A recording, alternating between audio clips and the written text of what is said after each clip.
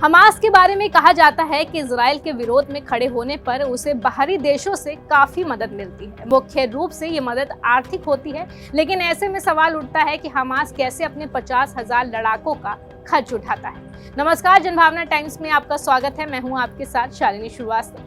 Israel और Hamas के बीच 7 अक्टूबर से जंग जारी है। एक तरफ इजराइल के सैनिक गाजा पट्टी में जमीनी लड़ाई लड़ रहे हैं, तो दूसरी ओर हमास के लड़ाकों भी गोलीबारी कर रहे हैं। ऐसे में सवाल उठता है कि इतने समय तक इजराइल जैसे मजबूत देश के सामने हमास जैसे संगठन के लड़ाके कैसे टिके हैं, उन्हें फंड कौन दे रहा है, और सबसे बड़ी बात कि हमास के 50,000 लड़ाकों तक ये पैसा पहुंच कैसे रहा है। चलिए आपको आज इसी के बारे में बताते हैं। एक रिपोर्ट के मुताबिक गाजा सरकार अपने सालाना बजट पर $700 मिलियन खर्च करती है। भारतीय रुपए में ये 5,000 करोड़ से अधिक की रकम है।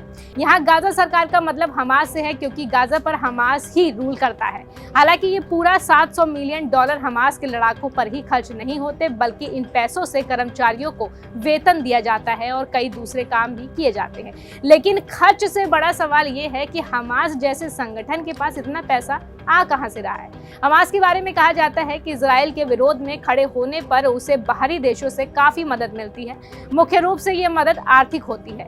हाल ही में French institute for international and strategic affairs यानी कि IRIS के उपाध्यक्ष दीदी दह बेल्यून ने कहा कि कतर के लोगों द्वारा हमास को हर महीने $30 मिलियन से अधिक की मदद मिलती है।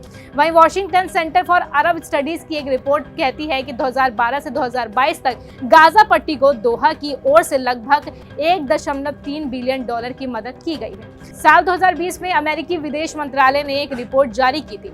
इस रिपोर्ट में मंत्रालय ने कहा कि ईरान हर साल हमास को लगभग $100 मिलियन की मदद देता है। इसके साथ ही ईरान के परोपकारी संगठन भी हमास को सालाना बड़ी आर्थिक मदद पहुंचाते हैं। एक रिपोर्ट के अनुसार रूस की न्यूज एजेंसी स्पुतनिक ने जनवरी 2021 में छापा था कि हमास को 95% से अधिक फंडिंग सरकार, इख्वानुल मुस्लिम के पूंजीपतियों, जनता और पूरी दुनिया से फिलिस्तीनी समर्थकों से मिलती है।